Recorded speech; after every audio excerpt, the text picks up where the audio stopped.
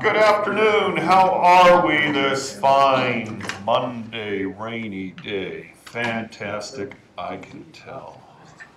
Welcome to the session on Archive-matica, creating a comprehensive digital preservation system. My name is Jim Cassidy, and I'm the brand newest co-chair of the Technology Applications Committee. We sponsor programs especially on relating to automation in archives and workplace applications of technology. I should mention that the National Archives Assembly, which is pleased to co-sponsor this event, is an organization of current and past employees of the National Archives who seek to learn of new archival advances, while at the same time advocating for a strong National Archives. It is my great pleasure to introduce Dr. Kenneth Thibodeau of the Electronic Records Archives. Ken has asked me to say a little more than that he too is an old fogey, but he has a far more distinguished record than that. And certainly his service with the National Archives is notable, and I am happy to introduce Ken to introduce our speaker. Thank you. Thanks, Jim. Good afternoon, everybody. A lot of people don't know I'm really a closet teacher. I started my career as a teacher, so I love pop quizzes, and I'm going to start today with a pop quiz. What do you get when you cross an archivist with a geek? And the answer is you get today's guest speaker, Peter van Garderen. Peter's a graduate of the Archival Studies program at the University of British Columbia, and he's currently working for his doctorate in archival science at the University of Amsterdam. But he also has a certificate in software engineering. In fact, in addition to that cross, Peter has another cross in which he's both a Canadian and a Dutchman. So you get the combination of the Canadian laid back and the Dutch habit of speaking fast. In fact, I don't know anyone and loud who speaks faster than Peter. One of my other Dutch friends point out, well, the reason for that is if you have a country that exists below sea level, you want to talk fast before you drown. But anyway, it's a pleasure for me to introduce Peter today. We've worked together for more than 10 years, starting with the first Inter Pares project, where Peter had some involvement as a student and as the project manager. And I don't want to, Peter today has what I think is the best job title in the world, President and Chief System Archivist. Not system architect, but system archivist. I don't know if there's anyone else in that has that job description, but from a company called Artefactual Systems that does development and consulting services in the IT area, specifically primarily for libraries and archives. Among other things, Peter's company has developed some software called ICA Atom, which they're doing for the International Council on Archives, which is software for description that conforms with the ICA standards on description, the ISAT-G and ISAR and so on, and other products. But I don't want to take too much time up of Peter, so I'm going to turn the mic over to him. Great, thanks, Ken. Thank you. Peter did ask us earlier to encourage you if you have questions or comments, interrupt him at any time. Yeah, I prefer just to have a discussion while we're talking about stuff. So please raise your hand and let's discuss. And I guess we got an hour and a half or an hour and 20 minutes now. So I'll get right to it. And but first of all, I want to thank Ken very much for extending the invite, and as well to the National Archives Assembly for asking me to come and speak. So what is Archive-matica? Oh, sorry, before I do that, I understand all as well there's people following along from a webcast. What I'm doing right now, I'm actually running a virtual machine on my laptop. I'm running the Archive-matica system from a USB key. And unfortunately, that means that I'm not able to use the web conferencing software to do a presentation. So anybody that's listening on the telecon, I've been told you've got these links already. I don't know if there's the presentation slides, the workflow instructions, as well as a whole series of screen captures from the system. So between all of that, you should be able to kind of follow along and see what we're talking about here back in DC.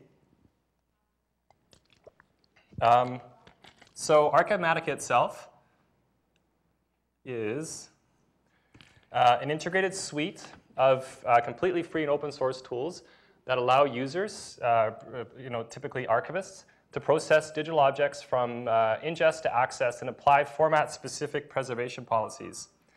The Archivematica Project 2 adopts a Agile software development method, which one of the key components of that is having time-based release schedules. So we release no matter what on this date. Whatever we've got is what goes into that release. And so it forces a certain discipline in the software engineering process. And what that means is that we've had 6 very rapid iterative releases already over the past 14 months, leading to the 06 alpha release, which was done last week, about a few days ago, and that's what I'm demoing to you today.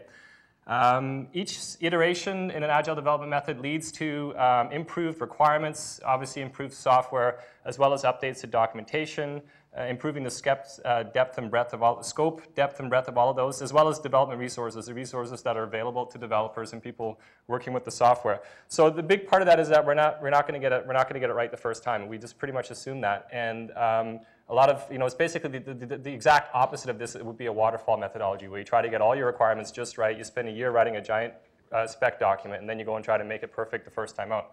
So the Agile development methodology really is, and I think it's very well suited to the digital preservation field, where for all intents and purposes, we're never actually going to be finished making our system because the technology we're trying to preserve is constantly changing, and the technology we have available to preserve digital objects is constantly changing. So we try to just accept that right from the start as a principle. Where did it come from? Ken mentioned my company, Artefactual Systems. I've been consulting now for about 10 years after Interpares, worked on the Interpares project, and that's where I met Ken. I went and started my own consulting business, doing electronic record strategies, digital preservation strategies. But more and more, I became very interested in the opportunities and for open source software to be used in archives for a number of reasons, which I'll come back to at the end of the talk, which I think, a number of reasons why I think open source software is a good fit and a right fit for the archival community. So over the past few years, the main focus of the company has been developing and supporting open source software tools for the archival community, ISAATM and Archivematica in particular. City of Vancouver Archives is one of our clients, and they essentially started on the path as one of the smaller, like a city, a medium-sized archival institution essentially, wanting to implement a digital preservation solution because of the same problem that all archives have. 90% of the world's information over 90% is now being produced in digital format. That's tomorrow's archives. Tomorrow's archives are here today. We've been creating them for the last 20 years. Unfortunately, a lot of institutions don't have very practical solutions in hand yet. They don't necessarily have the budgets of a NARA, let's say, to go and implement an enterprise system. So it was a very practical need to transfer records from electronic records document management system, as well as now to transfer over the electronic records from the Vancouver Olympic Organizing Committee. We need to be able to do something now, like what can we do today? So with that in mind, about 2 years ago, we started with the premise that there's enough open source, there's been a lot of research. I mean, Interpares kicked off in '98, I guess, and there's, sorry, well, if you count the UBC project, but there's been a lot of research around for a long time, and there's also been a lot of one-off ad hoc tools been created over the last few years as well that let archivists deal with certain particular parts of the pieces of the digital preservation problem. But nowhere, if you're a small, medium-sized archival institution, could you say 2-3 years ago, here's something I can plop down and start doing OIS-compliant digital preservation today. Part of our theory was that there's enough of these tools around, we should be able to stitch them all together to create one comprehensive digital preservation system. And that was actually the premise of another paper that was published shortly afterwards by the UNESCO Memory of the World Subcommittee on Technology, which essentially had the same premise, saying that there's enough of this around, can't we put all this stuff together to try to make a free and open source archival description system, archival digital preservation, digital archive system. So over a period of time, we got in touch with the UNESCO Memory of the World Committee, and they became a sponsor for this project as well, to take the technology we were developing hand in hand with the City of Vancouver and open source it and make it available to the archival community. Another client of ours, the International Monetary Fund Archives, was on the same track as the City of Vancouver and going through a digital preservation strategy, and essentially over the last half year has been working with us to do a proof of concept project using Archivematica and contributing back to the Archivematica code base as part of the time and resources we're investing in it to essentially work out their full spec of requirements. So doing an early iteration essentially as a proof of concept project to get ready for their own full implementation of a production-ready digital preservation program. So I mentioned the OIS. Presumably everybody is familiar with the OIS model. I don't have to go into any more detail for it. The key concepts there, again, it's a default language. We talk in a digital preservation world, and it's the default language we use within the Archivematica project. The key concepts are the mandatory responsibilities, the functional entities, the information packages, the submission, the dissemination packages, and the archival information packages, the content information, the preservation, the description information packages. And then the actors, the consumers, the producer, the management that plays certain roles within the system. We focus specifically on the functional entities as the things that describe what an OIS system needs to do first.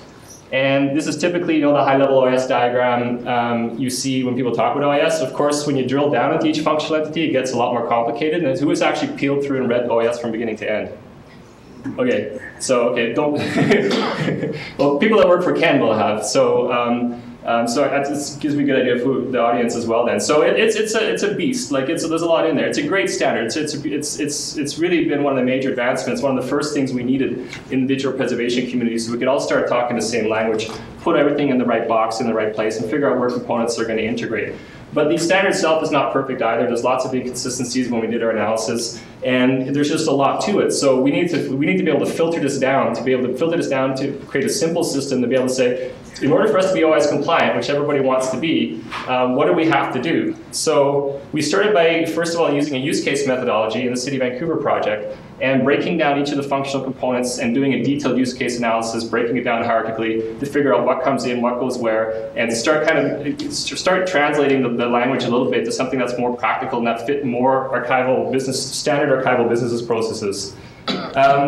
Those use cases then weren't enough. They were still too abstract at that point. So then we started developing UML activity diagrams, which is this very specific workflow methodology. And those actually went through 3 iterations as well, because the pure adaptation from the OIS model still was too abstract for us to be able to apply it directly to match the requirements of the archival businesses processes of the city archives. So the 3rd iteration is one that we could use as a baseline system requirements for development, and that's what we've been using over several iterations of the software development now, and it gets updated each time we do the software development, because again, the actual deployment of software, trying to integrate it into some case studies, use case studies inside the archival institutions, and the limitations of the technology itself as they exist today in 2009, 2010 actually influences the requirements, because it'd be great, theoretically we can say it'd be great if we can do this. If we can't do it, what's the point? So it really is, the focus using our Agile methodology is really to be as realistic and as practical, as pragmatic as possible to get something working today that still meets best practices and standards. So in each system release, then we end up with a set of system workflow instructions that essentially take these functional requirements, which say specifically what the system needs to be able to do. And because we don't necessarily have all the technology isn't mature, it isn't necessarily fully integrated yet. There may be technical gaps, there may be simply development gaps we haven't had time to get to yet. But what we want to do is be able to say, even with our very first iteration 1 proof of concept, we were able to identify specific steps that either a technical tool or an archivist performing a manual step would complete, so that from point A to B, we would have fulfilled all the OIS requirements. And that's really for us as another critical principle in the project, that the system is not just technology, it's an integrated whole of people, procedures, and software. So that with every iteration, we're confident that if that's all you had, if the development stopped today, the archivist could still take those instructions, take that technology, and complete OIS, SIP processing, get an AIP, get a DIP out to the consumers, and still be fully compliant with the OIS functional model. So this is the latest set of the workflow instructions that's available for download. I see somebody photocopied a page or 2 of it as well. And this is what the archivist or the user would use to then follow along and actually complete the steps within the system. With the white boxes being the automated steps and the blue ones being the manual steps. The color's a little bit off here.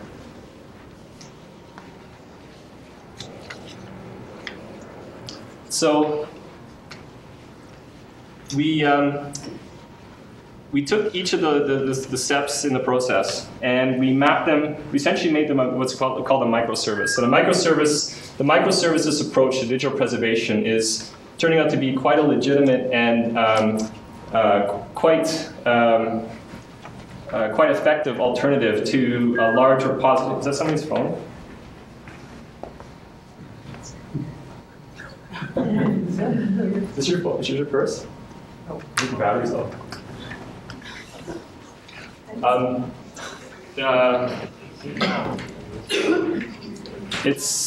What was I saying? I was saying that the microservices approach is turning to be quite an interesting and I think very effective alternative to large-scale repository-based digital preservation systems, where the system is built around the capabilities and of the technology stack first. It starts with the repository stack. It starts with the essentially the framework stack, which almost always is J2E, like JBoss servers, that kind of thing, and then works its way forward from there, saying this is the technology we have. How are we going to meet the requirements?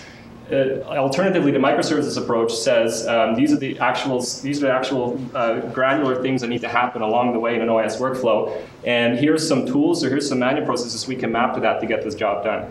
So this is over the last couple of years, the California Digital Library has been doing a lot of work to kind of standardize the microservices approach, and they've published a number of specs in collaboration with Library of Congress as well. And I noticed recently IRODS itself, one of the research collaborators here with NARA, has also started to define, again, it was one of those things where we were already doing it that way, it just didn't have a name yet, and IRODS was already doing it that way as well, it just didn't have a name yet. Now we've got a proper name, we've got a lot of theory around it now that helps us kind of essentially establish it as a legitimate alternative to repository-based digital preservation systems.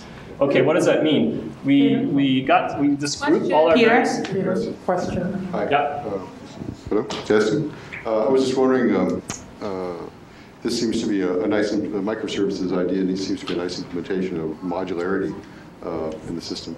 How much have you guys tested that as a proof of concept in terms of swapping out different tools for the various microservices?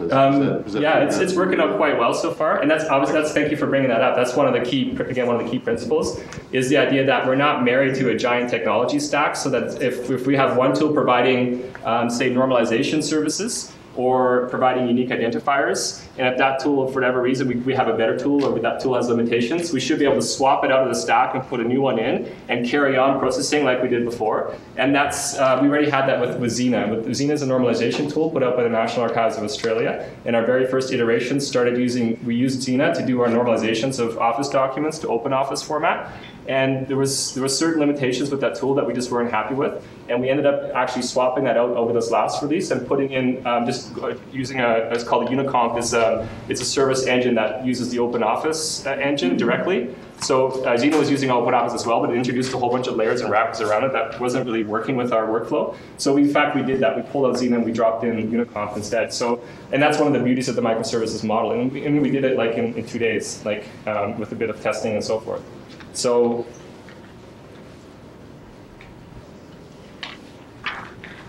this is definitely one of the, I think one of the strengths of the microservices approach, and it's particularly for our problem domain, digital preservation, where again, the technology that's creating the digital objects that we're ingesting, and the technology that's available to us to manage that stuff is constantly changing.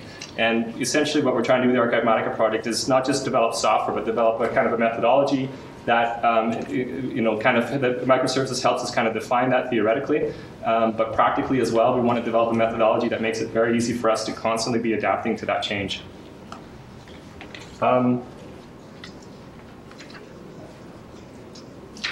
So what Archivematica is then as a system, it's again, the California Digital Library guys just did a great paper they're going to present at the Open Repositories in Spain in the summer, where they talk about the Unix pipeline metaphor. And this has been around for a long time already, since the 70s. It's this idea of the Unix pipeline is essentially you take the standard output from one process and you make it the standard input for the next process. And that's essentially what Archivematica is. It's a classic Unix pipeline of OIS-defined microservices. And we map, you see the microservices at the top there. Each of those is mapped to one of the existing open source tools that we've integrated into the application. If you go to archivematica.org/software, it'll give you a listing of all the tools that are in the current release, as well as a link to all their licenses, because of course we want to make sure all the licenses are compatible so that we can continue to give the entire system, the entire stack, away fully free and open source. And so We've got digital information objects working their way through the various microservices workflows and simply being passed on from one process to the next using standard Unix pipeline approach, where we've got a combination of Python scripts and bash scripts that simply move the stuff along, queue it, make sure it lock it so that we don't get clashes in the pipeline and so forth, making it possible, again, to run the entire system from a USB key. For demonstration purposes, obviously, a 4 GB key is what I'm running this off of right now. So what we end up doing is we end up bundling. We've been working with the Ubuntu operating system. We went to a specific flavor of it that uses the XFCE desktop called Ubuntu, but it's essentially the full power of Linux, the Linux operating system that we're building and integrating this off of. It gives us a nice user-friendly desktop to work from. And we're bundling all these tools on top of it, and we're allowing the user to come in and bring in their digital objects externally, so either from a network directory, like the DoD standard, for the DoD standard requirements, the 50152, what is it? Yeah, did I get it right? Is that right? 1500, okay, you know the one. It talks about transferring records, making them available in the network directory. So Archivematica would have a watch directory. It would see the submission information packages appear in the network directory, and then the archivist or the system would pull them in and start triggering and trigger the workflow process. Or what we're doing in City of Vancouver, for example, the VANOC records, they don't want to give us their servers, so we have to go in with a bunch of 1 terabyte hard drives, use CRC tools to, we're using rsync to get the stuff off of their drives, confirm that we've got it on the hard drive, bring it back to City of Vancouver, plug it into a transfer station, and use the external hard drive to then move it over and kickstart the workflow process.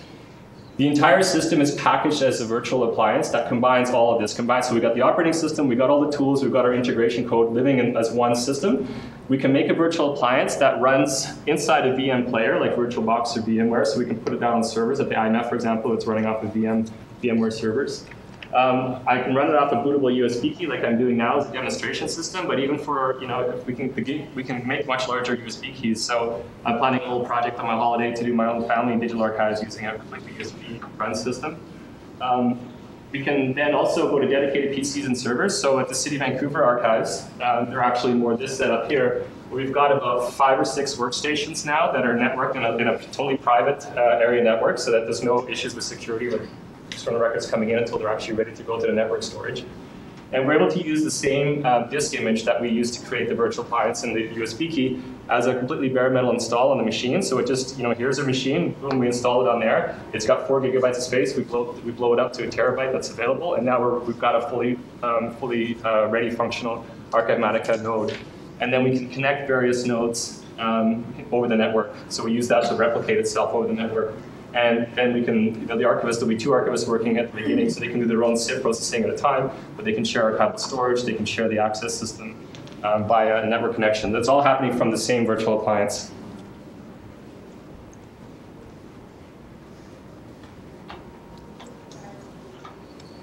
Okay, so when the user boots up from the USB key or starts the machine that has it's a dedicated Archivematica install, what they're going to see is a desktop. And again, part of our Agile iterative approach was that we need an interface to this thing. Well, we can use the operating system, and we can use a file manager as the initial. We're moving files through a pipeline, so a file manager makes a perfect user interface for this. And so we've got a number of scripts embedded in the OS and inside the file manager to help the archivist move stuff from one place to the next. Over time, as we get the system becomes more sophisticated, a lot of this will actually move to a web-based dashboard, and we're already starting to develop that right now. So the archivist primary interface will become a web-based dashboard, but for the time being, the archivist works with the desktop interface. So the first folder is the receive SIP folder, and this is a watch folder. You notice the arrow, that's just to simulate the idea that if this is a live system, we have it watching a network directory through a CIF share or an NFF share, WebDAV, HTTP. There's a number of ways that we can watch external directories and have the notification come up to the archivist when a SIP has arrived, either from the external media or from a network drop. So here I've got 3 sample SIPs, and we only have really time to go through one, so I'm going to go to the one that's got a little more detail to it. And so here, the use case we're simulating here is a submission information package coming from the electronic records document management system. So it has its retention schedules every year, every month. It has a number of records that come up for archival preservation. the system exports and puts in this specific drop space. The other examples, images, multimedia, maybe the archivist has gone and done a retention evaluation of the shared directories. I mean, that's one of the first places these types of pilots typically start before we go to more sophisticated system integrations and so forth. So the archivist makes a copy of the SIP.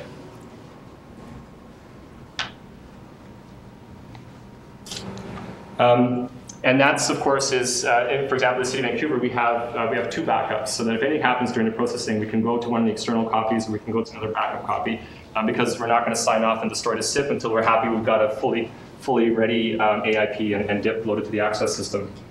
So SIP, Submission Information Package, that's the package that comes into the system. It gets converted into an archival information package, an AIP, or what we call APES. And then the dissemination information package is the information package that's made available to the end user, and that's called we call it DIP for short. And all of them are essentially a combination of the actual digital objects and the bit streams, as well as any metadata that describes either technical metadata or descriptive metadata. The combination of the two make an information package, and depending on where it is in the process, it's either a SIP, an APE, or a DIP. So they come in as SIPs.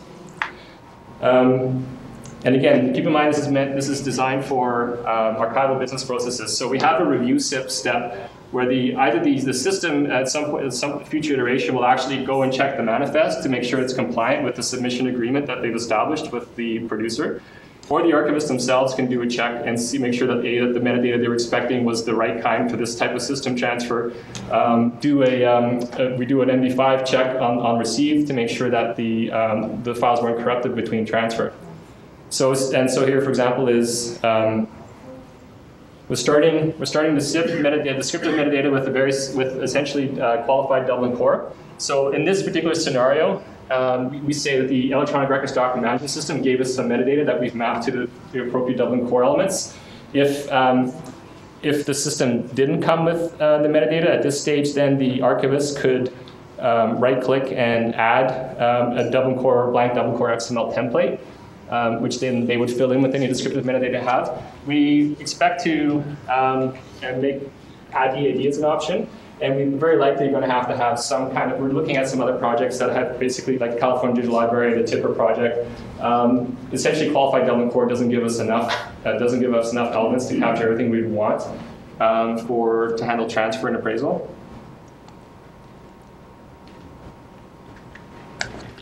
But then the other option is, of course, at the City of Vancouver, they use the TRIM document management system, and it gives us a whole bunch of metadata. A lot of it is quite useful, obviously, for description and so forth. And so what we do is we'll end up taking the custom metadata that comes from whatever target system there is, and we'll end up bundling that as well in what ends up being a METS XML profile.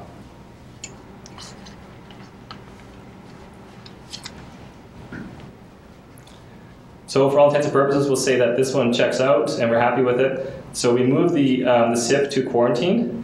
Now this is a practice that we've adopted from the National Archives of Australia, and the theory being that when you take in a bunch of records that have been transferred, the very likely could be a bunch infected with the virus. If you but the typical virus tools don't have the definitions updated until a few days later or a few weeks later as the threat becomes known, and they put a patch in for it. So the idea is that, let's say, I think in National Archives of Australia, they've standardized on 30 days, so you put your stuff away for 30 days. When it comes out, you run a virus check, you update your virus check tool, and you run a virus check on it. Assuming everything clears, you start processing your records. So that's a step that we've incorporated into Archive-matica as well. For demonstration purposes, it's just set to a minute right now, so it's crunching away. And as soon as the minute's up, it's going to start preparing the. It's going to start processing and preparing the SIP for appraisal. And so what it's done already is it's assigned a unique identifier. Obviously, we have to have a unique identifier assigned to all our information packages. So to the package itself as well as all its contents. There it goes. It's just finished quarantine. So now it's starting appraisal. Notice it says quarantine completed.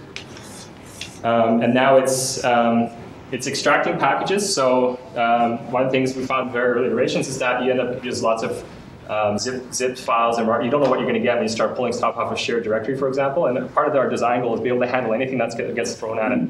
So one of the very practical things we have to do is clean up file names and extract packages. The other thing is you have ampersands, weird combinations of characters that are prohibited in Unix, where we're running all these tools. So we do a cleanup of the file names. Of course, we keep a log of any file name changes that we're making. So our unique identifiers that we're using are UUIDs, Universally Unique Identifiers, which we think is a very simple and elegant solution to the identification problem. There's been a lot of effort put into creating global registries for unique identifiers, and I think using UUIDs is actually a much simpler, more elegant solution. It's an algorithm that's, again, it's available as a standard Linux utility tool. It's available for every programming language available. It's an algorithm that makes it very, very unique number that's very difficult to replicate. And I've got a little quote there. It's something about, well, you see it. It's very unlikely in our known space and time that we're going to create a duplicate UUID, which totally eliminates the need to go register it somewhere globally. Because if I use this tool to create a UUID over here, if you're creating one over there, they're going to be unique. There's no point. It's not going to clash. Then we can use things like archival resource key to put namespaces on it and so forth.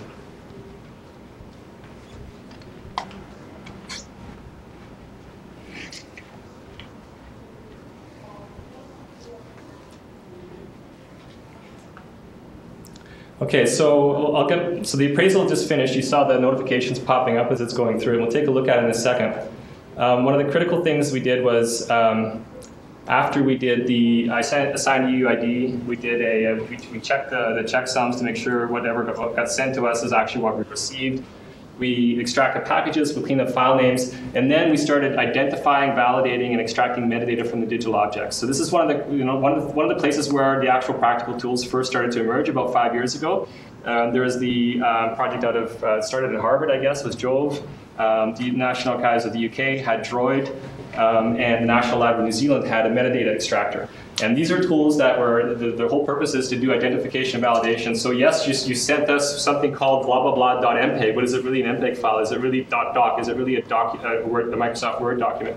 So what these tools are designed to do is actually look at the bit streams, look at their headers, and say, yes, this is in fact this is a document, and then validate it against published standards to say, yeah, this particular document actually meets the spec, and it is a valid Microsoft Word document. It's a valid MPEG file.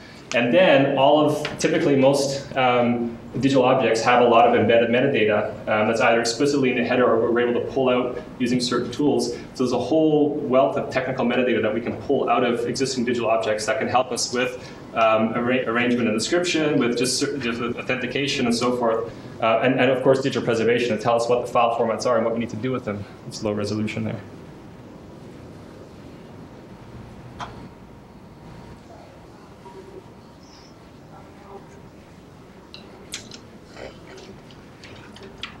So the very first iteration of Archivematica was essentially taking these tools, which is one of the things with most archivists that have been involved in digital preservation heard about these tools, but it was just actually getting them installed.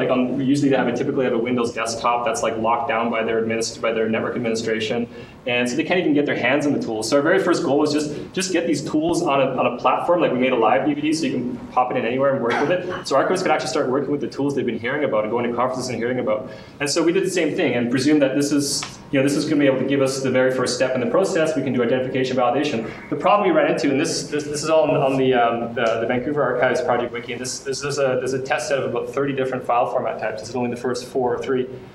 We found very, very conflicting results between all the various tool sets. And the end result is that they're all very early stage tools still. They're all excellent projects, and they're all trying really hard with the resources they have.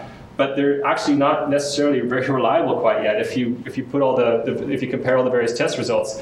And this is actually a real problem still, I think, in the digital preservation domain, is getting good, reliable identification, validation, and comprehensive. That's the other problem. We can target a few specific file formats, but to get all of the thousands of potentially known file formats that we're going to have thrown at it to be able to identify, that's just a logistical problem. So we kind of hit the wall on that one, and fortunately out of nowhere came what I think is probably the most underrated digital preservation project out there today. Peter? Yeah? Mark, somebody online has a question. Mark Conrad. Hey, Peter, I'm looking at your slide, and you say that these services validate the format, but at least in the case of Droid, all it's doing is doing string checks within the header. Do these other tools do actual validation? No, not very well. And I think the file tool does, but you're correct, Mark, and it's really only doing it, it's trying its best at identification. And validation, for us, the de facto validation is happening when we throw it through the normalization tool, because the normalization tool will either choke or it won't. And for us right now, that's the only real reliable way to do validation. So you're correct in that it's really only identification that's working, but although the tools profess to do validation, right? And it depends on the file format. Again, I think there's a very limited set where they will validate. But again, that's a known limitation of this whole area this whole toolset area right now. Okay, thanks. And in your experience, is there a tool that does that properly right now? There are individual tools for individual formats. Exactly. But that's it. Yeah, exactly. So that's the problem. And so I think FITS is a really, really good start. Are you familiar with FITS, Mark? Yep. And so I think this is a really great start on starting to solve this problem. And essentially what it's a lot like Archivematica. It's a wrapper around existing tools. And what it does is it takes the best practice tools we have so far, as well as integrates a few other known Unix utilities that do this kind of work. And what it does is it'll output a report, which is what's happened here after we fed them through FITS. So for each file, we get a FITS log report, and it essentially reports on the various conflicts. So it tells us what each. First of all, it tells us if there's consensus, and quite often, but unfortunately quite often there's not. And again, these tools are still very raw, and sometimes it's very simple problems. It's like one using, it's just a namespace issue, like where you're not using the correct file extension and so forth, and so the two consider them to be two different things. There's issues with identifying the correct version and so forth. But it does actually, in the end, what it does, it takes all the output from all these tools and publishes in a report. And what you can do is you can go to the FITS tool and tell it, I trust this tool more than the other, or I want to base whatever I do, I want to give this tool a higher ranking, or I want you to use this tool last to evaluate the conflict and use it as the deciding vote. So it gives you more flexibility in mixing and matching, but we haven't gone really that far yet in doing that. But it certainly is, to my opinion, is definitely the way forward, and we're relying heavily now on the FITS project, which is in very active development. There's a lot of work being done to it. This is out of the Harvard University, and I think it saved our butt because we had a serious problem with how do we go forward. We were at the point where we're going to have to develop our own FITS tool. But of course, this is the beauty of the open source model. Somebody else has gone, made it available as open source, and boom, we can integrate it to our project, and we can move on to other things like finishing the workflow automation. Peter, we have another question. Okay. Richard? Yes, can you hear me? Hi, yes, no problem. Hi, this is Richard Marciano. Hey, Richard. I had a question regarding your workflow framework. Since you describe it as being sort of a generalization of Unix pipes, typically that means that there's no state or global state information, that you're passing information from the previous stage to the next stage. Could you comment on that and say a little bit more about how all these tools actually coordinate, and if there's any notion of state that's built into this framework? Yeah, the state is captured in the log files. So, the state of the actual digital object never changes, right? We will normalize it, which means we make a copy of a brand. I'm talking to a box here, like your disembodied voice coming from a black box on a table. The digital object never changes state, and that's the whole point. We want to authentically preserve it. The only time it changes state is when we make a normalized preservation or access copy of it. All the things that are happening to the object and all the information we're able to pull out of it, and again, all the things that are doing to it, those are being captured in log files. And in fact, if you look at your screen captures, there's probably a couple of shots of the log file directory, and including the FITS output, including things, the log for when we extracted things and so forth. So, that later on gets embedded back into a METS document. It was still working on getting all of the log file into the METS document. But the standard input-output is that we pass, the output typically is the file, and then we pass it on to the next process where something either pulls information from it or does something to test it. Or in some cases, again, so I guess I lied. We do change the file name, so you could argue that's a state change. But typically, I guess the separation is that the object just keeps getting passed through the pipeline, and the actual information about things that are happening to it are being captured in the log file. Does that answer your question? Yes, thank you. Okay.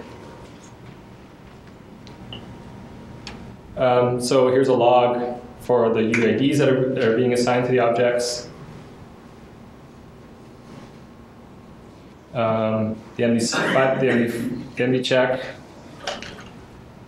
the virus scan. So I didn't mention either that we were using the ClamAV tool, which is being run on most, I think the majority of email servers worldwide right now to, essentially because a lot of people pass attached documents, so it's a big problem with viruses coming through email servers. So it's a very active and, again, fully free and open source project. So Archivematica, as long as it's got an internet connection, it's constantly pulling down the ClamAV virus definition updates. Okay. So our next step is the archivist now has all the information in front of. Oops, I closed the.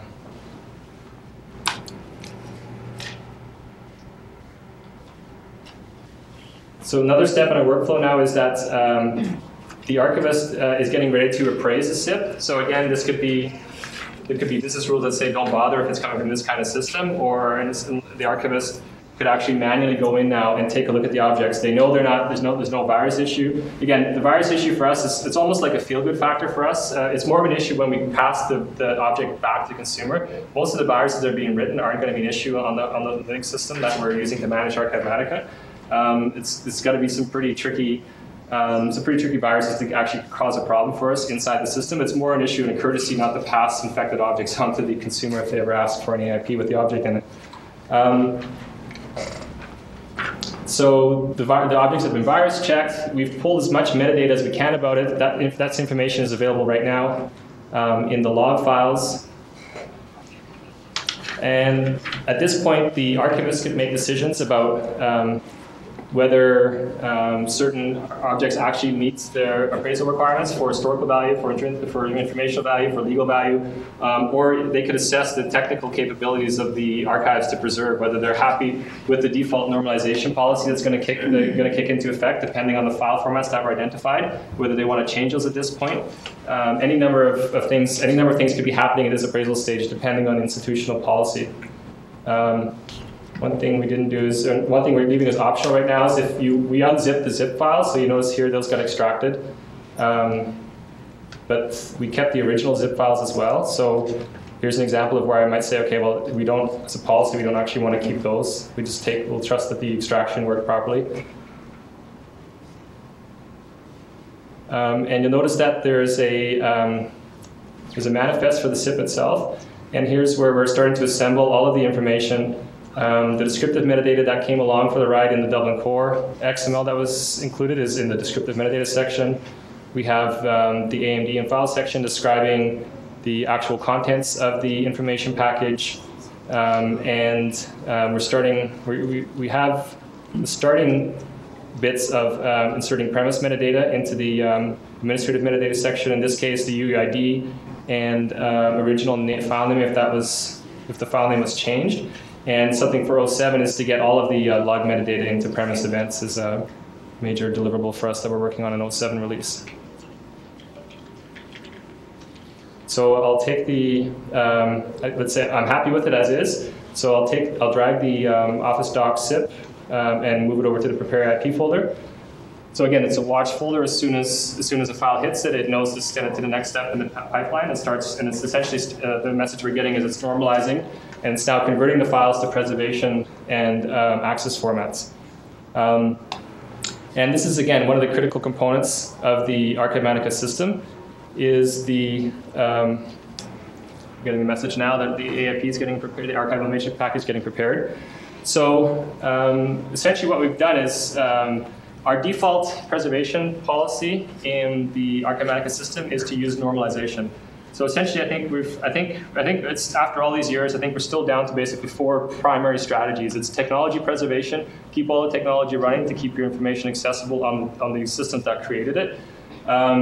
Emulation, so recreate the operating system application environment in which the digital objects were originally created, so that at some point in the future, you could emulate that environment and bring the original digital objects back so that people can read and use them at that point in time. Thirdly, it's migration, is that take all the stuff and keep a close eye on it. And if you think that some of the file formats are at risk, so that people will not be able to read and use them at some point in the future or in the present, then go and migrate those to a format that you can view and use them on. Or normalization, which says right at the point that we get them, let's figure out what's our best bet for long-term preservation and convert the files to that format and make it available, make that our primary preservation format that we preserve it as. So Archive-matica is for all three of the last. We support emulation, we support migration, we support normalization. So we'll always keep the original file format. We've got to cover our bets. So ideally, if the emulators, emulation technology advances, we'll always be able to pull up the original object to be able to emulate that. Migration is, we do normalization by default. So as stuff gets ingested, we see a file format, we map it to a preservation file format. If at some point in the future, 5, 10 years down the road, we say, okay, we're not happy with TIFF, we're not happy with MPEG, we're going to migrate those to, then we'd have a migration alert, and the system would use the same normalization process to then do a migration and convert those files to the new preservation file format. But our default policy is normalization, and that is to convert upon ingest. And again, that's the default strategy used by the National Archives of Australia as well. And part of the rationale as well is that we figure we're going to have a limited amount of time to actually pay attention to these SIPs as they're coming in. And it's probably at the point of ingest that we have the attention span of the archivist. After that, we just have such a large volume of information that we're never going to necessarily have the time and the resources to go back and do do detailed migration analysis and so forth. So the point is, let's get as much done as we can at the point we're actually paying attention to the system, at the time we're actually bringing objects in.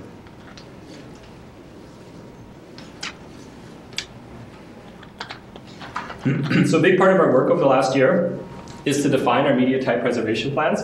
So essentially to take specific file formats that we're going to expect to be getting in, and we started with the City of Vancouver and the IMF as our case studies, and seeing the typical files that they're getting, that they're expected to ingest over there, and trying to group them into media types so that we can standardize and have a preservation file format for a specific media type. And the other thing we're doing is we're creating access formats. So the OAS model specifies that you would go and you create a dissemination information package when a consumer requests it, and you go and you get an AIP and you convert it and you give them the DIP, which just isn't very practical, I think. And one of the things, one of the family search guys from the Latter-day Saints did a presentation. They probably have the highest request per day for any kind of digital, if you want to call it digital archive system. They got all the digitized genealogy records and so forth. They're getting millions of hits a day, and they've applied an OIS reference model to their own digital archiving system, but they're saying this whole thing of like pulling the AIP off every time we get a request on our website is just not practical, and it really isn't.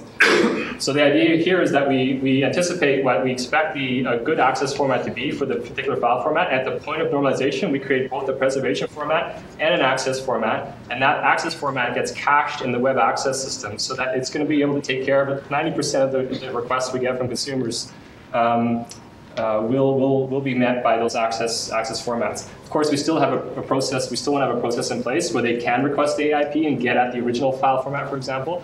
But again, we expect those to be the minority of cases. So what we're doing is, while we're defining our media type preservation plans, and trying to do it in a very practical way, is just sit down, figure out what file format we have, do our research on what's a good preservation format, and that's been difficult to do. A lot of people aren't necessarily publishing or there's bits and pieces around, but it's not really in a systematic or structured way. Are people publishing their format policies?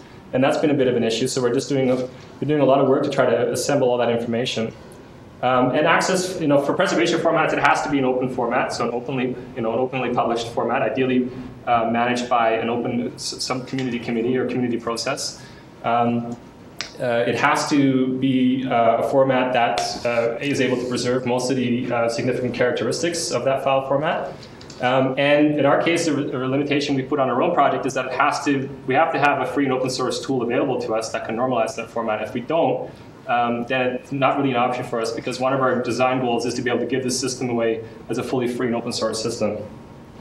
And that creates some problems for us, for example, in converting Microsoft Office documents without any kind of noticeable loss.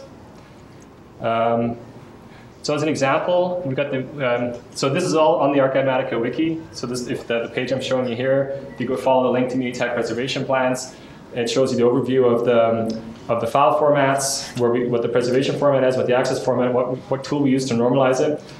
You can drill down to each individual file format. There's a link to its pronom information until we have the universal format UFDR. Pronom is the best thing going we've got right now for kind of giving unique identifiers to actual file formats.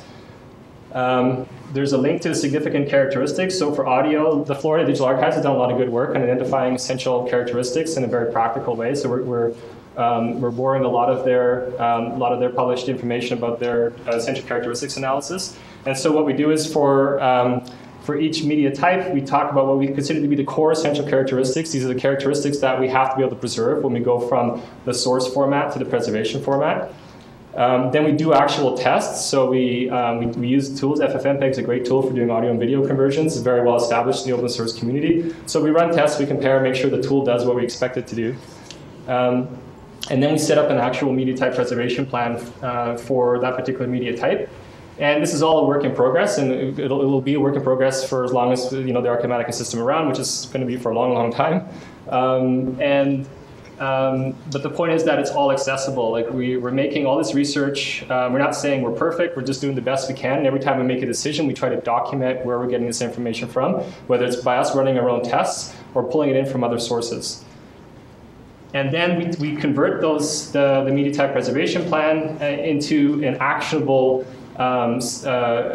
configuration file. So by that we mean when you go into the Archivematica system, there's a folder called Format Policies, and for each file extension, there's a very simple format policy that captures the decision made for that particular release on the preservation and access format.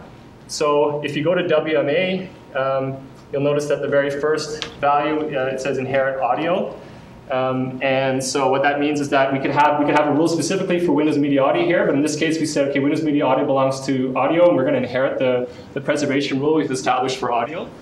Likewise, what we can do here is we can then simply, if there's multiple variations of an extension name, we can simply point it to the one that's actually containing the rule. And here we go to the audio XML file, and we've got a very simple definition of what our access format or preservation format, and then the actual conversion command that Archivematica will pull out and apply to the normalization tool. So institutions can actually go right into this XML file if they want to change bitrate or other kind of values that they want to change. They're able to alter their own normalization and preservation format policies by simply editing an XML file. So we're doing our best to come up with default policies and say this is what we think is appropriate for Archivematica, but we're not locking anybody down into saying that this is the one that you have to apply at your institution. What am I doing for time? Looking good so far. Okay.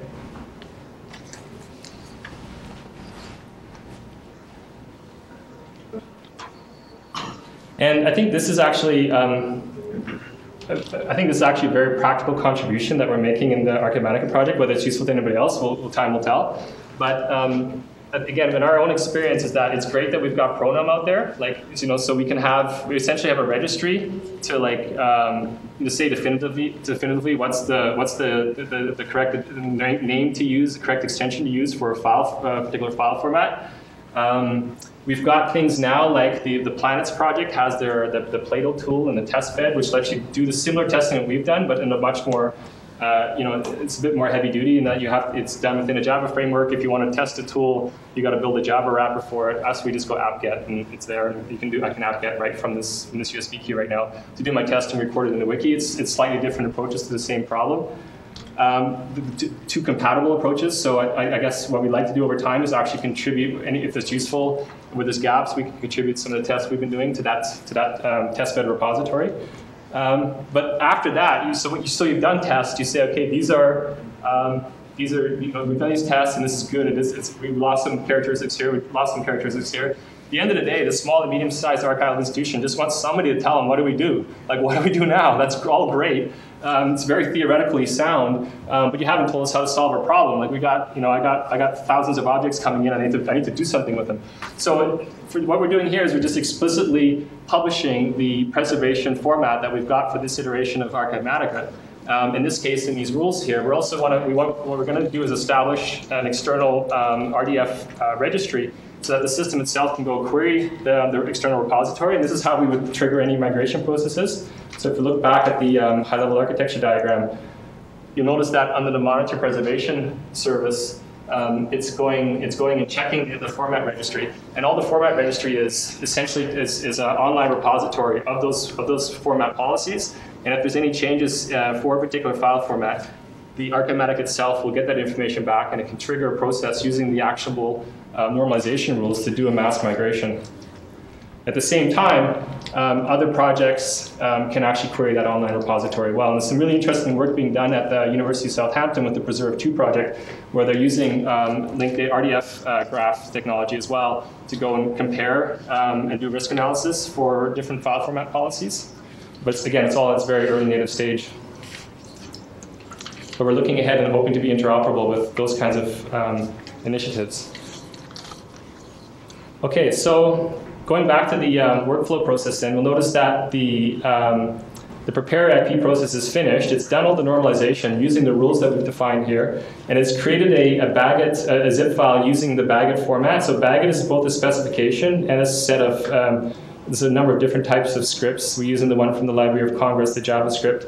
And what it does is essentially it's just a very basic specification. It just has some very basic rules about how we create information packages. It was originally designed for exchanging information packages between institutions, but we think it's ideal also for actually creating archival information packages. And the Tipper project is a collaboration between New York, University, Florida, and I'm missing one of them.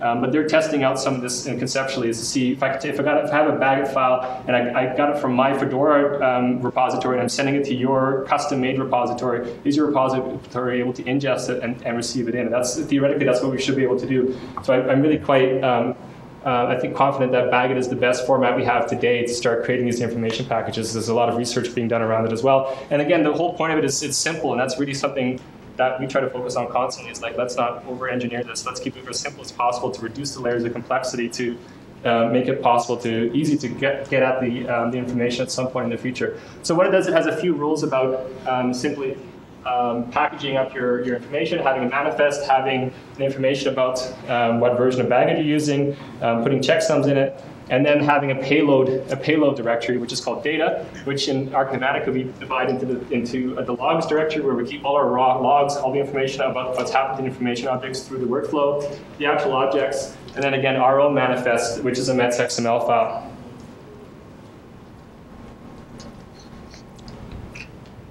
You'll notice that the data vibe job vacancy, the rich text format, has been converted to ODT, open document format.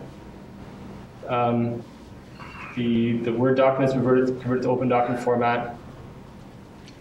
And in some cases where we don't have a good preservation file format, we just don't do normalization. We preserve the original.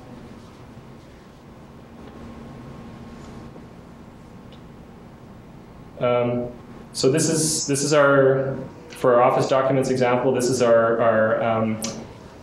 archival information package. This is the thing we're going to put away into storage now. It's, again, identified through UID. When we put stuff in storage, we want to use a modification of the California Digital Library's pair tree specification, which all it does is takes 2 digits of your identifier and makes that a subdirectory. So you can actually manually navigate the directory using just the ID to get at your package. We're going to do 4 because our UID is a little bit longer.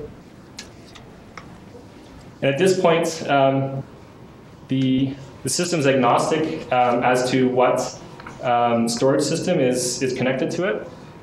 So you notice here it's a linked directory again. At this point, this would be a shared directory that's either connected to, for the City of Vancouver, we're connecting it to network attached storage device. So it's just, to them, it's just an NFS share that they see as one giant directory where they put their stuff, and the guys in the back just keep hot swapping new boxes in as the terabytes get piled on. We give them a fright because we wanted 100 terabytes right off the bat. There's a lot of VANOC stuff coming in, Olympic Organization Committee stuff coming in, as well as a giant, one of the animation companies in the City of Vancouver basically donated a bunch of stuff, so that's terabytes of digital media. But the point is that from the archivist point of view, they don't want to manage storage. Archivematica point of view, we don't necessarily want to manage storage either. We just want to make sure that we're compatible with as many types of storage, archival storage options as possible. So for my own home digital archives, I've got an Amazon S3 cloud storage account where I can split all this stuff into Amazon buckets. And for other situations, you can have it go specifically to external hard drives. We're very interested in looking at iROD's technology, having a data grid available to it, and using iROD's policies to then manage the geographical, because we have an issue now with Canadian archives interested in this kind of thing, but they don't want to use an Amazon S3 account because they don't want their data living in your wonderful country because of certain legislation that allows certain people to look at the data if they so desire. And that's not just an issue with Canada. I think it's actually, I've been talking to some people, it's just a comfort zone that most countries aren't willing to cross that border, so to speak. Like, so in a lot of cases they're looking at, they like cloud storage, they like grid storage, but they want it to be national. They don't want it to be cross the national boundaries. And again, I think setting up an iRODS network is certainly a good option to look at for Canadian deployment. Okay, so that's the bit on storage. So it's off, let's just say it's off in whatever storage we've connected it to. At the same time that the normalization happened, it spit out the access copies into review DIP. So at this point, the archivist can have another look and decide whether there's certain files for, let's say, copyright or access reasons they don't actually want to put up into the access system. They can take them out at this point. But you'll notice here that we've normalized pretty much. We're dealing with Office documents. Almost everything is normalized to PDF. If it had been the multimedia example, most of it would have been MPEG for audio and MPEG for video. If it was the images, most of it would be JPEGs at this point. So our whatever type of SIP we have, whatever the media type is, it gets converted to the access format. So this is now going to get uploaded into the access system. Peter, does the DIP know about its AIP? Yes, it does. And in a very, very rudimentary way right now, one of our main deliverables for the 08 release is syncing the DIP and AIP information. So, but especially because we use the UID, the DIP knows about where its AIP is, but it's very, very limited right now. It's a very loose string. So we need a tighter integration between that. And of course, if somebody sees an object in the access system and says, now I want to request the IP, we have to have that process in place to actually go to get the IP and so forth. So that's when we build that piece, we'll tighten the integration between the two. But I do want to note that we do want to keep descriptive information in our descriptive system and technical metadata in the AIP. So we don't want to get into the business of taking, and we're having this debate right now, how much of the technical metadata, like you saw the FITS report, right? How much of technical metadata belongs in a descriptive access system, in a public access system?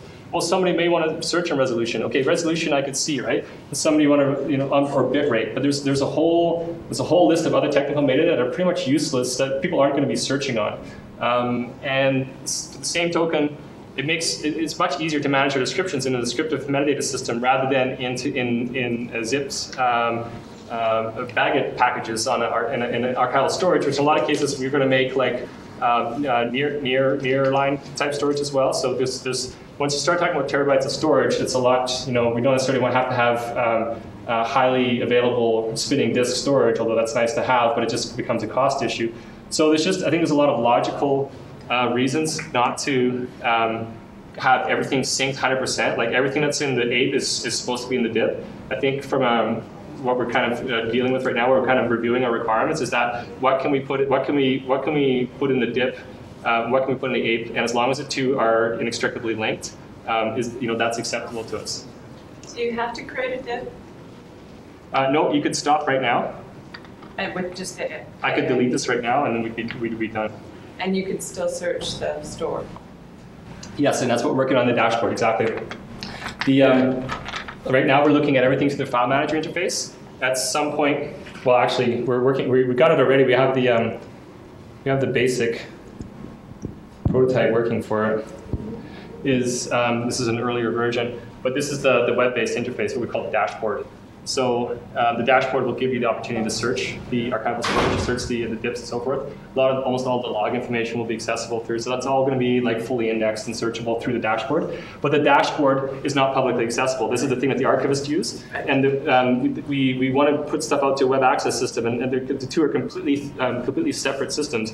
And right now we're integrating with IC Atom, but what we would like to be able to do is because we're just using post, HTTP post and basically a REST API, so that you can start, like, we're talking to the Archon people as well, the Archon project, which is now combining with Archivist Toolkit, but we'd like to be able to have the opportunity to use that as your web access interface. And then, if somebody uses Content DM or whatever else, we want to be able to have multiple access system components. We want to be agnostic to what you want to use for your access system, because I think that's one of the other big hurdles to get across, is that people need the OAS processing piece, but everybody already has an archival description and access component. Most people do, and they have their preference. So we don't want to dictate what that's going to be. Are you recording relationship information when you create preservation copies? Derivations? Yes, yeah. Well, it's not in there now, but it will be in 07. That's one of the more detailed technical data we talked about. Right now, the connection is purely by the identifier. So by following that connection, then you get the metadata over there, which tells you all the derivations that have been made.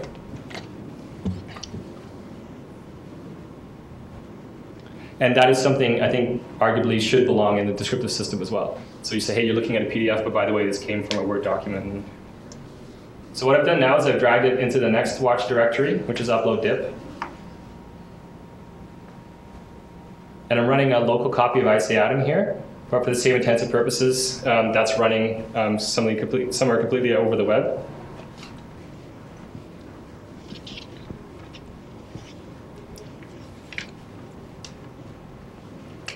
And in this case, the Dublin Core XML metadata that came with the SIP and the part of element identified what font you guys use record groups, what record group it was part of. So it knows, as it's uploading, it knows that, hey, we got one sample record group in here right now. And so we've told it that all of this SIP is essentially part of that particular record group, so it's going to find it and attach itself to it. Otherwise, it would just create a brand new top-level collection, essentially. The level description by default is set to series right now. So Archivematica is uploading the various files to this phone right now. We don't see any of it because, oh, there it is. I'm still logged in. See it coming in. ICADM has a publication workflow. Oops. Which essentially allows archivists to create descriptions, and while they're working on it, it's not accessible to the public search and browse. So while it's getting uploaded, it's not available. It's set to draft. But this is using the title from the Dublin Core XML that came in, and we got validation now as well. This is an ISAD description. You see at the top. So it's telling the user what elements are still required to do a proper ISAD description. If you notice here, the various files are getting uploaded. If it had a multi-page PDF, it split it all into multi-pages for browsing. The cover flow viewer starts to show all of the documents as they're coming in.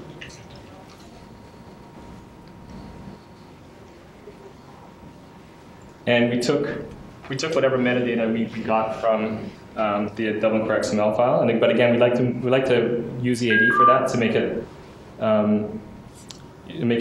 take in as much rich archival description as we can if it's already been created. And then for each individual system, we'll have to do a mapping where we say this is the metadata that comes out of your particular ERDMS or whatever other source system you have, or this one legacy data migration project we're doing for your shared directories, and this is the metadata we're able to pull off of it. And we map that to these archival description elements for purposes of when it gets to upload it to the archival description application. And then once it's inside Archivematica, inside ICADM, then we can essentially carry on with our archival description and add all of the various elements that are available to whatever standard we're using. So we can switch templates in ICADM by go from ISAD to Dublin Core.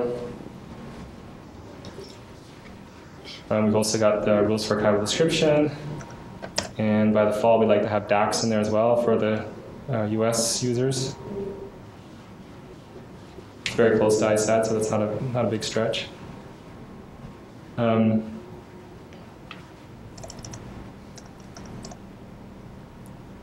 So it's gone out of the upload folder, so all the files should be here now.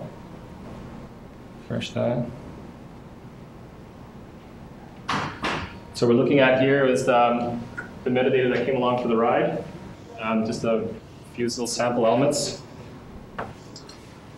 The archivist now can carry on and do full archival description. So again, how much of this, like this, in this case, we're using the ISAT templates,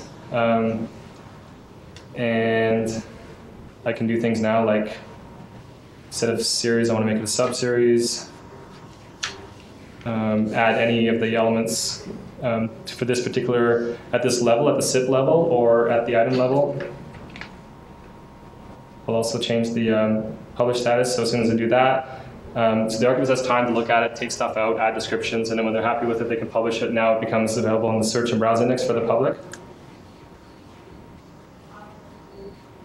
Peter, if your SIP had metadata, say from TRIM or some other records management application, will it pull that? Yeah, that's what I was talking about. We have to define profiles. Like we're going to have generic profiles to say if you should. Our submission agreement is that you give us Dublin Core XML or you give us EAD XML. If you do, we know how to handle it. Or we say for TRIM, we know TRIM spits out this kind of metadata, so we're going to take it and this is what we're going to do with it. So we have to like system by system. And ideally, what happens is at a project like City of Vancouver, we create a TRIM profile. TRIM is used a lot of different places. We had some Malaysian archivists visit; they're using it, for example. So the idea is we create it once. As soon as we created it, it becomes available as a profile that ships with Archivematica. Next time somebody has a Documentum or whatever interface, we create a profile for that, and whatever project we have or a user out in the field creates that and contributes it back to the project. So there's no way we would know without, there's ways we can make a generic profile to say we expect Dublin Core and EAD, and if you do, this is what we're going to do with it. And otherwise, we have to do an analysis for each various target system that's contributing content. So here, so we're able to do arrangement and description once it's inside the system by dragging and dropping in the hierarchy tree. Where did I drop that?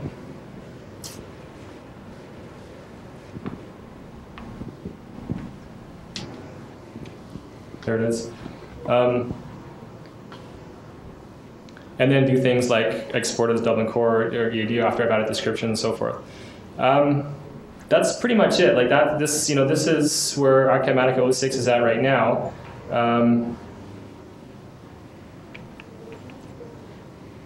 This is the release we finished last week. We essentially came out of a proof of concept. Like until a year ago, we weren't sure whether this was going to fly. We're just like, well, there's nothing else going on. So in the meanwhile, we got to do something. So let's see. If the idea of the concept was, can we stitch together all these tools to make something work? And the good news is that it's working. Like we're able to do it. We're confident now that the archives there is confident that we can be compliant with OIS. We can create archival information packages, put them away for long-term storage. Using the tools we have now, even in this very, very early raw prototype system, until 05 was essentially proof of concept. Now we have this raw prototype you can actually put down in front of an archivist and they can get some work done. So there's a lot of stuff we crammed into 06 release. Asking about ingest, we want to make sure that we can properly take in Bagot SIPs as well. So again, if we're getting stuff from other systems, or kind of standardize on Bagot as our SIP standard. So not just standardize on the metadata, like it'd be nice to have qualified Dublin Core or EAD. And then the way you put it all together, we'd like you to put it together as a Bagot. That would be our preferred submission information package. And if not, then we will create templates to map to whatever you're sending us. The other big one is moving all log data into premise elements, and then completing that doing work on the first iteration of that web dashboard I showed you the screen capture for. And then the big one for 08 we mentioned was getting the syncing between the access system and the archival storage, and we're still making decisions there about what's our default metadata that we want to share between the two. And having a way to do manage threaded processes. So from the dashboard, we want to be able to say, like right now, we're using lock and queuing utilities, which is great. So I can throw a bunch of SIPs at the system at once, and it'll queue them, and it won't choke on them, which is great. But now we want to be able to have it so that we have multiple nodes. Like let's say I have 3 or 4 archivists working on ingest at the same time. And we want to be able to so if we're doing the video conversions, like the animation company extension I was talking about has very large video files. So we know that machine's going to be busy for the next 6 hours converting this giant video file, for example. So we want to be able to start, the same archivist wants to keep continuing the process as SIP, but be able to thread processes on various machines. So that's something that's pretty advanced step we can do to essentially make it a production-ready system that can handle high volumes of ingest. And that's the other big thing we want to work on. And of course, the preservation monitoring piece. Like, we already got a bit of a prototype up for the format policy registry I was talking about, but we want to actually incorporate that into the working system. So since we started this project now, there is a couple of vendors that are offering similar type solutions. So essentially, ones that are specifically talk the OIS language and are meant to do the same thing, taking information packages from ingest to access. But the one difference between Archive-matica and now is that we're a fully free and open source project. And what that means is the project is free as in free beer. So if I buy you a beer, so I don't know if you heard the analogy. So if I can buy you a beer and it's free to you, it didn't cost you anything. There's no monetary charge for you. Most importantly, though, it's free as in free as a dove. So free software. There's 4 fundamental freedoms that are at the core of what free and open source software is, and these are defined by Richard Stallman, who wrote the GPL license. There's variations of this, and there's various open source definitions, but the 4 core freedoms is that you have the freedom to download this software and run it for any purpose. You have the freedom to study it, and essentially figure out how to adapt it to your own needs. So here's Archivematica, here's the default, here's what we did with it. See what you can do with it. If you want to make customizations to it, you want to do something different with it, you're more than welcome to do it. And a critical piece of that is to give access to the source code. So there's a lot of projects around that say they're free and open source, but then you can only download a tarball, or you can download an executable file that they've built with their own system, so you can't get at the source code. So I think free software, in order for free software to be free, is you have to have easy access to the source code. You're allowed to redistribute it to anybody or society in general for society's benefit, and of course you can improve it and contribute it back to the community as a whole. There's no such thing as a free lunch. It always costs money to run technology, including free and open source software, including Archive-matica. The big thing is, though, we think we can improve quite a bit on the total cost of ownership, especially for the archival community where there's limited budgets. So I think the best analogy is kind of like a free kitten. So it's free to you, but you got to pay to feed it, but it'll grow up and it'll grow to love you and can sit in your lap and purr, and you'll have a good relationship with it. So, the point I want to end on is that I think Archive-matica is in its very early stage, but I think we've already proven that we're onto something, and I think that we can, in a very short period of time, with very, very limited resources, we've been able to put together a good raw working prototype, and within a year's time, we expect to be at a point where we have production ready, we expect systems that are able to go into production ready digital preservation processing. The big key difference, again, is that I think we're able to maximize the limited amount of funding and resources that are available in the archival community, where there's a lot of the early development done by lead institutions, essentially that have all the knowledge about what archival preservation is, hire a contractor, they pass a lot of knowledge on to the contractor, they painstakingly co-develop digital preservation solutions over a period of years, and then can't share that technology or that technical knowledge with the community at large because the contractor now has a license on it, and they'll resell it back to the community. So that knowledge that, it's essentially public money being spent to create technology to preserve public records for the public trust, but it's not in the public domain. And I, personally, have a problem with that. As a taxpayer, I have a problem with that. Of course, as an open source software developer, it's also my business model is to offer an alternative to that.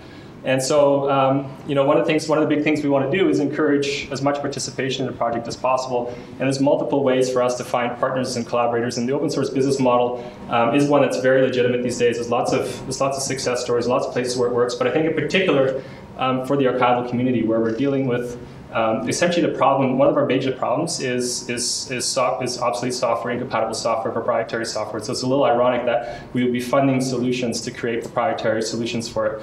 That's my open source spiel. So I hope everybody, that's my little bit about open source software, and this is why I think open source software is at least at the very least, I want there to be a legitimate open source alternative for archival institutions, and that's part of the rationale for one of the driving points behind the Archivematica project is to build a solid core of software code that works well. It competes just as well with proprietary products, but also it becomes a base for sharing knowledge within the community.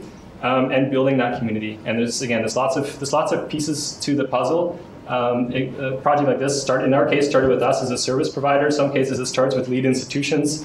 And as the projects mature, typically they'll establish some kind of foundation or steering committee. And this is exactly the kind of ecosystem now we're looking to build around the Archivematica project. So if you want to get involved, learn more, that's where to find it.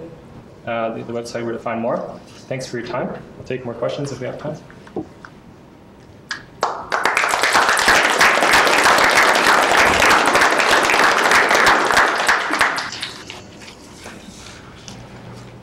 I have another question. We go back to the beginning.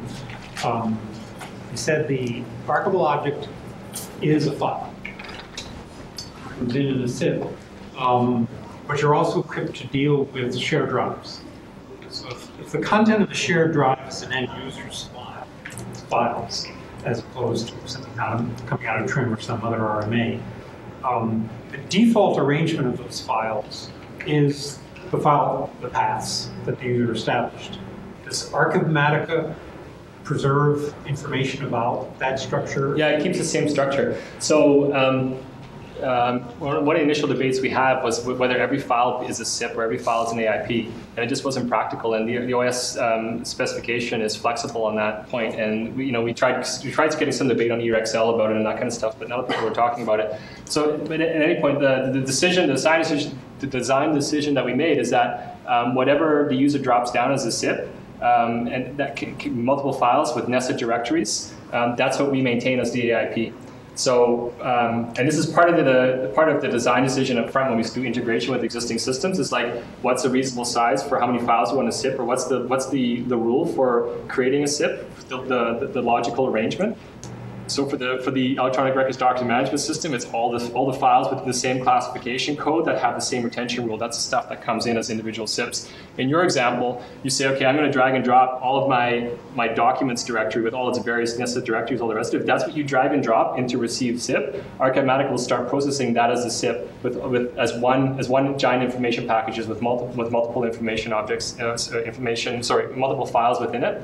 It'll treat it, or you can parse it down and say, okay, I want to take these objects and so forth, but it'll respect whatever nesting you've assigned to it right from the beginning. So, but again, from a logical point of view, you probably don't want to have 100 directories with several thousand files as one giant information package. It just makes it more difficult over time to manage as archival information packages and so forth. But at this point, it's like totally agnostic of what you decide to feed it. Peter, what would you do with a web crawl? I saw you had HT-Track on there as one of your tools, and you are going to have multiple levels of hierarchy and file formats all over the place. And that's what we decided to do with the web crawl. Like, I don't know of any web archiving project where they actually have somebody go through and rearrange it after the crawl. So, and it just is too time intensive. So yes, that's a really good example of the one, like, similar to what Ken was saying. Like, we will take the entire web crawl, starting at the root URL, which is it's like HT-Track, converts it all to nested relative directories, and we will take that in as the SIP. Does that answer your question? I think it's silence. Yeah, I know. To be honest, we haven't done much testing with it yet, so we don't know at what point and or if it will choke. Whether but we, at this point in time, that's our design decision. Any feedback on that? Was that Richard? Or was that Mark? It's Mark. We've got quite a few web crawls sitting on our test bed. One of them is, for example, the Columbia Access Investigation Board website, which has somewhere in the neighborhood of 4,000 files in a dozen formats. And I forget how many levels of hierarchy. Yeah, 4,000 files seems okay to me. Like, I think we'd be okay with that. It's just more cycle time, processor cycle time. This might take a long time to crunch through it all. I don't think that'll be a problem. I mean, that's a small website, don't you think? Like 4,000 files? Yeah, that's relatively small. Yeah. But what do you do with the normalization? The normalization, it's just going to go side by side with the original format, and it's going to get mapped in the METS document, and then we can apply rules and logic to the METS document later on to, like, it'll create the file groups, the METS in the file section, and that we can use that to map, use its use attribute to decide, to figure out which was the original, which was the normalized copy. So it's we are applying preservation formats where appropriate. So that's one step better than where you just do a crawl and you put it away, that directory away into storage. Or, like, you do a crawl and correct me if I'm wrong, but like the Heritrix approach is, you do the crawl and you essentially stuff it into an ARC file as a compression package, but you're not really doing any preservation on the actual files that are coming back from the crawl.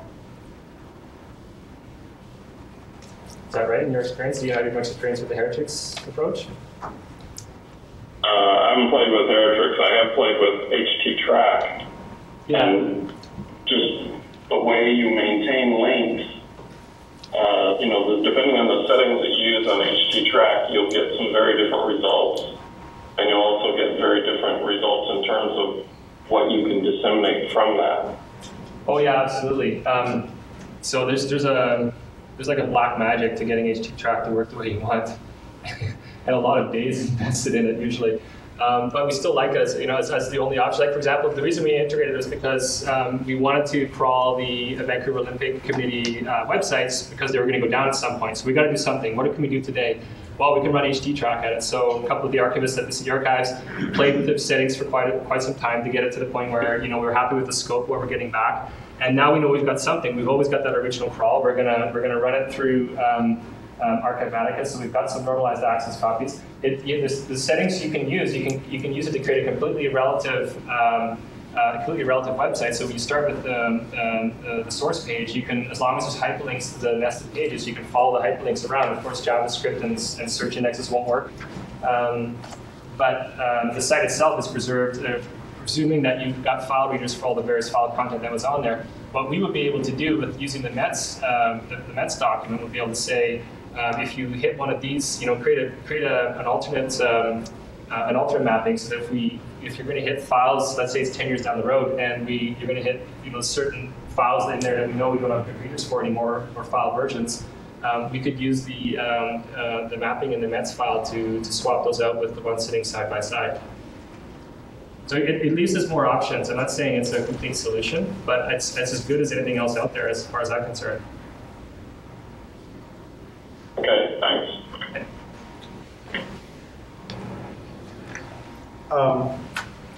I don't want to get too far into the weeds, which is usually a warning that I'm about to. I got lots of time, so I don't know your colleagues. I was wondering if you had any thoughts on the tools, approaches that you might use with probably withdrawing material and redacting material that you publish. Withdrawing material? So you mean like scalable vector graphics? No, I mean withdrawing material. Oh, withdrawing, pardon me, okay, yeah. Well, I think that would be, we would leave that open to the access system. Mm-hmm. So, and like for example, with the IC Atom, we're able to leave stuff as unpublished. First of all, you get to decide before you upload whether you even want to upload stuff altogether. If you have problems with, there's access issues, you wouldn't upload that to your access system anyway. Mm-hmm. And in that case, we probably integrate a redaction tool at that point and redact it before it gets uploaded to the access system is probably the way we'd want to do it. For the time being, we typically have access policy set at the series level or at a higher level, not at the item by item level, but I know that's not always the case. So we would withhold like publishing the, we might have the descriptive metadata, but we might not upload the digital objects if that's an issue. But it's something I don't necessarily see, other than integrate, again, maybe adding a microservice but we probably would even make it an Archivematica Micro-Services, just make it a stop where you would then be able to apply a redaction tool and do what you need to do before you upload it. That's probably how we'd handle it. But it hasn't been an issue yet. We haven't spent much time thinking about it. Okay, thank you.